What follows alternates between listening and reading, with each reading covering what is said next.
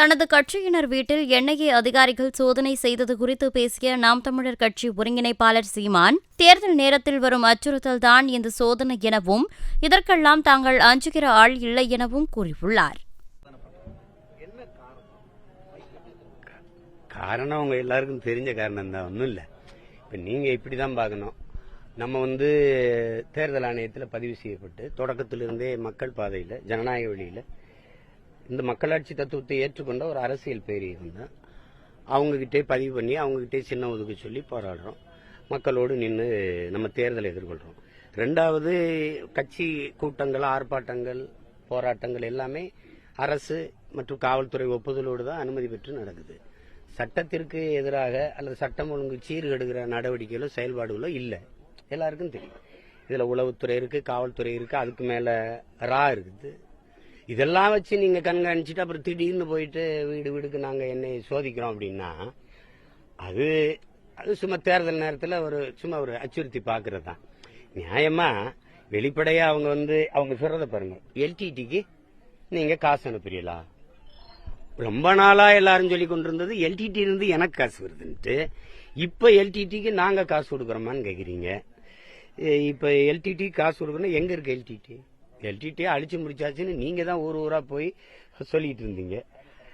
அப்புறம் இப்ப காசு கொடுக்கறது கை விசாரிக்கிறான் பாருங்க. சின்னதா யூடியூப் வச்சிருக்காங்க. யூடியூப் வச்சு நடத்தி காசு திரட்டி ஒரு இயக்கத்துக்கு காசு கொடுத்துட முடியும்னா இது எப்படி எப்படி சொல்றது பாருங்க. அது வேடிக்கையா தான் இருக்கு. நியாயமா அழைப்பானை கொடுத்து விசாரிச்சிருக்க வேண்டியது என்னை தான்.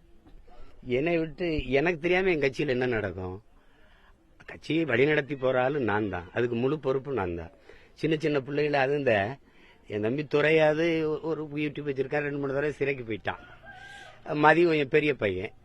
கார்த்திகெல்லாம் என்ன பண்ணா, இப்ப இந்த விஷ்ணு இருக்கான் பாருங்க, அந்த தென்னகம் விஷ்ணு, அவெல்லாம் எங்க கிராமமே, எங்க கிராமத்துல போய் 150 காவல்துறை குச்சி என்ன ஒன்னுல போய் களைச்சு போட்டு அந்த புத்தகம் ஐயா நெடுமாறன் அவர் எழுதல பிரபாகரன் பெரும் எழுச்சியின் வடிவம் இருக்குல்ல, அந்த புத்தகம் எடுக்கிறாங்க. கொடுத்துடுறா, அப்படியாவது படிச்சு தெரிஞ்சுக்கிட்டு கொடுத்துடுறாங்க. அதுதான், வேற ஒண்ணும் இல்ல.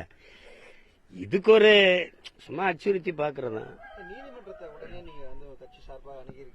ஆமா, தேவையில்லாத என்ன பண்ணுவாங்கன்னா, நியாயமா தெளிவு பெறணும். ஐயம் இருக்குதுன்னா என்னைய கூப்பிட்டு விசாரிச்சா உங்ககிட்ட கேட்க வேண்டிய கேள்வி, இவர்கிட்ட கேட்க வேண்டிய கேள்வி, அவர்கிட்ட கேட்க வேண்டிய கேள்வி, எல்லா கேள்விக்கும் என்கிட்ட தான் பதில் இருக்கு. என்கிட்ட கேட்டு தெளிவு விட்டுட்டு போயிடலாம். சும்மா தேவையில்லாம 5 மணிக்கெல்லாம் போய் திருச்சியில துறை வீட்டுல எல்லாம் மாதரசி 2 பிள்ளைகள் வச்சிட்டு இருக்கு, அவர் வெளியில வந்துட்டாரு. அதே மாதிரி தென்னகம்லாம் சிற்றூர்ல இருக்கிற ஒரு பையன் விஷ்ணு, கார்த்திக்கு கட்சி அலுவலகத்திலே படுத்துக்கனால நீங்க அங்க போகல. அவனுக்கு அழைப்பாணி அனுப்பிட்டு 5ஆம் தேதி வான்ட்டு. இப்ப நானே 5ஆம் தேதி போலான்னு இருக்கேன். தனித்தனியா விசாரிக்கிங்க, மொத்தமா என்னைய விசாரிச்சிருங்க. ஏன்னா இது எல்லாத்துக்கும் பொறுப்பு நான் தான். அவன் என்கிட்ட தான் கேட்டுட்டு பதில் சொல்லுவான். அண்ணன் இதுக்கு என்னென்ன பதில் சொல்றது நானே சொல்லிடுறேன், அவ்வளவுதானே.